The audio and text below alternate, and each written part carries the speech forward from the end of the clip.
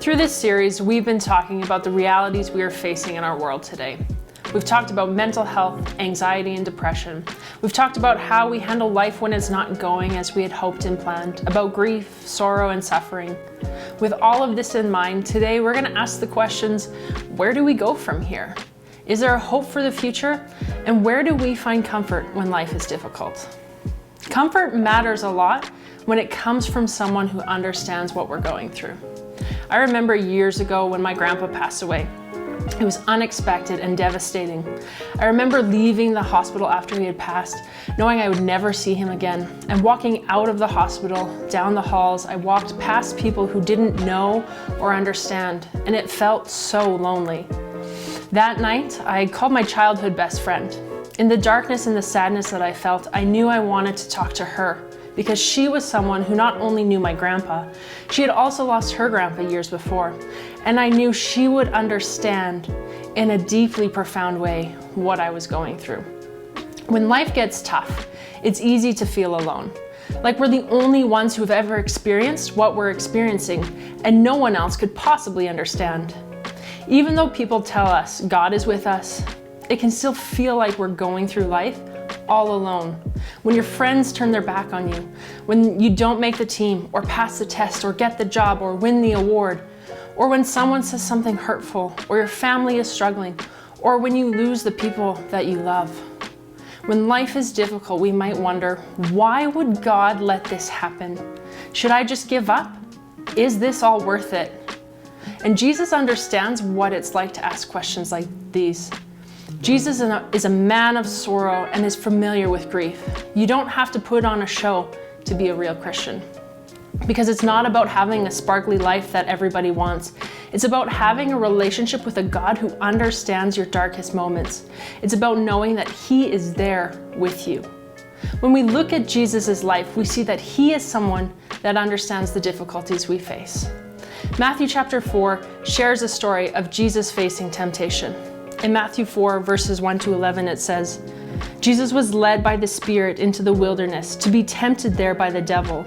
For 40 days and 40 nights he fasted and became very hungry. During that time the devil came and said to him, "If you are the Son of God, tell these stones to become loaves of bread." But Jesus told him, "No, the scriptures say people do not live by bread alone, but by every word that comes from the mouth of God." Then the devil took him to the holy city Jerusalem, to the highest point of the temple, and said, "If you are the Son of God, jump off, for the scriptures say, He will order His angels to protect you, and they will hold you up with their hands so you won't even hurt your foot on a stone." Jesus responded, "The scriptures also say you must not test the Lord your God." Next, the devil took him to a peak of the very high mountain and showed him all the kingdoms of the world and their glory. "I will give it all to you," he said, "if you kneel down and worship me." "Get out of here, Satan," Jesus told him, "for the scriptures say you must worship the Lord your God and serve Him only." Then the devil went away and the angels came and took care of Jesus. So here in this story, while Jesus was hungry and weak from fasting, the devil showed up and he offers Jesus food and glory and a different kind of kingdom. He offers an escape from the plan that God had for Jesus. A life without suffering, a life without the cross. And this is what the world does. It offers us relief and satisfaction through things like money, sex, and drugs. There's so many pressures from the world around you. Get better grades, work harder, do more, get more followers, lose more weight, work out more, eat less. And if you can just look a certain way, maybe you'll just feel like life is enough. And the list goes on and on and on. And these things turn into addictions, and we're never fully satisfied in the things the world has to offer. No wonder we are in the middle of a mental health crisis. In John 10, it says that the thief's purpose is to steal, kill, and destroy. But my purpose is to give them a rich and satisfying life. So the devil is masked in a lot of the things that the world has to offer. And these things, they just steal, destroy, and kill us. But Jesus says He came to give life. This is the Jesus that offers a rich and satisfying and abundant life. And He does this in the most unexpected way. In Matthew 26, we see a story of Jesus experiencing more suffering than anyone could imagine. He said goodbye to his friends. He was plotted against. He was let down by everyone he loved. He was arrested, taken to trial, sentenced to death, spit on, beaten, and betrayed by his two close friends. We might imagine Jesus walked towards death with complete peace and composure, but the account of Jesus in the Garden of Gethsemane tells us a different story. In Matthew chapter 26, verses 36 to 39, it says, "Then Jesus went with them to the olive grove called Gethsemane, and he said, 'Sit here while I go over there and pray.' He took Peter and Zebedee's two sons, James and John, and he became anguished and distressed. He told them, 'My soul is crushed with grief to the point of death. Stay here and keep watch with me.' He went on a little farther and bowed down with his face to the ground, praying, 'My Father, if it is possible, let this cup of suffering be taken away from me. Yet I want your will to be done, not mine.'" The biblical accounts of this moment say that Jesus was overwhelmed and in anguish and exhausted because he knew exactly what was about to happen. This tells us that Jesus' sweat turned to blood, a condition that only happens under extreme stress. In the final hours before Jesus' death, we see him asking, "God, is there any way out?" If I were Jesus, I'd be asking this question too. God, is this worth it? These people who have betrayed me, forgotten about me, humiliated me, hurt me, and who want to kill me, are they worth all this pain? Because if I was Jesus, I think my answer would be no. Not only did Jesus suffer, but many people in the first century suffered because of their faith in Jesus. The Roman government was threatened by Jesus' teaching, which meant his followers endured all kinds of suffering and oppression. Naturally, this made followers of Jesus wonder, is this Jesus thing really worth it? And that's where the book of Hebrews come in. Hebrews was a letter written to encourage followers of Jesus who weren't sure that all of their pain and suffering was worth it. The author tells followers of Jesus to stay strong, to not drift away, and to remember that Jesus understands what it feels like to suffer. In the book of Hebrews, we learn that Jesus is our great high priest. Now, this was a Jewish concept that the readers would have understood. In Judaism, a high priest was someone who made sacrifices to God when people messed up. It was someone that helped connect people with God, and it was someone that prayed to God on the behalf of other people. But the writer in Hebrews says that Jesus is our high priest. Jesus didn't just make sacrifices. He became a sacrifice on our behalf. He gave up his own life to make a way for us to connect to God now and forever. To these Jewish Jesus followers who understood the importance of a high priest, this was a pretty convincing argument about why they should believe in Jesus. But these Jesus followers weren't struggling because they needed to be convinced Jesus was God, but because life got hard. They didn't just need a convincing argument, they needed comfort in the midst of suffering. So the writer of Hebrews pointed them back to Jesus, their Savior who suffered.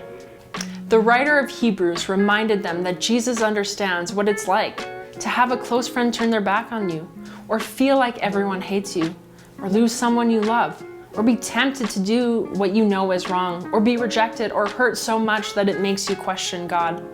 The writer of Hebrews told the early followers of Jesus, and us too, to hang on. Remember that Jesus knows what it's like to suffer, and know that Jesus is with us in whatever difficulty we face. We're going to take a moment, pause the video, and answer this question together as a small group.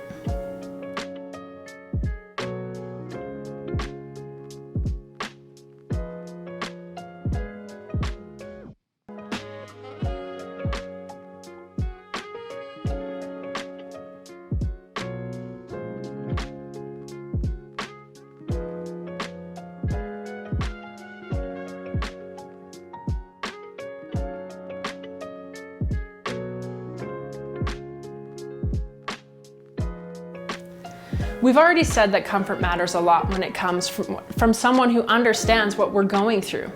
If that's true, then Jesus can understand and comfort us better than anyone, because he understands suffering better than anyone.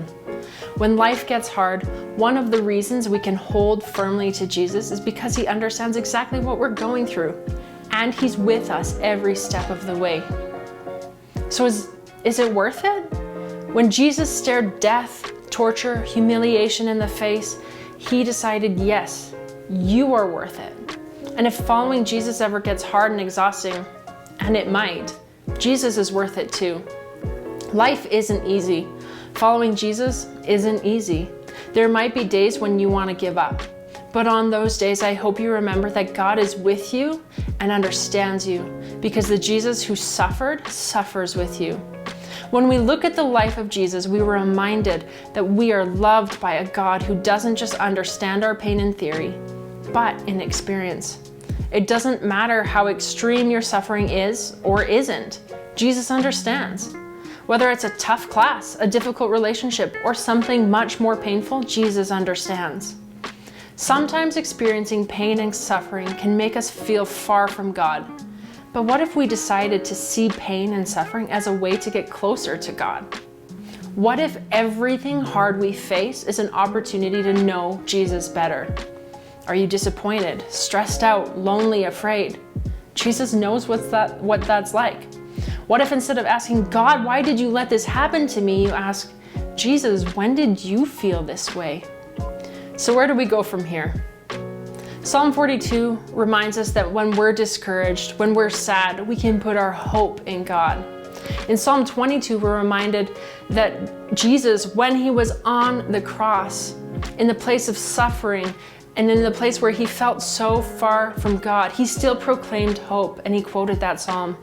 In Hebrews 6:18-20, it says, "Therefore, we who have fled to him for refuge can have confidence as we hold to this hope that lies before us." This hope is a strong and trustworthy anchor for our souls. It leads us through the curtain into God's inner sanctuary. Jesus has already gone in there for us. He has become our eternal high priest. Hebrews 6:19 became a significant verse during the time when I lost my grandpa. In a time of deep sorrow, I clung to these words. This hope is a strong and trustworthy anchor for our souls. Because what I have learned from Jesus is that death is not the end. Jesus died on the cross, but he didn't stay dead. He rose to life and ascended into heaven, where he's seated on the throne. And this is our hope. On the throne, as our eternal high priest, we have a God who continues to fight for us. He draws near even when he feels far away. He knows the dark and lonely places. He knows the deep struggles of your heart. And he offers hope that anchors our souls. Jesus knows what it's like to suffer, and he is with us no matter what difficulty we face. As we wrap up, there are some questions for you to use with your small group. Let's take some time and process this out together.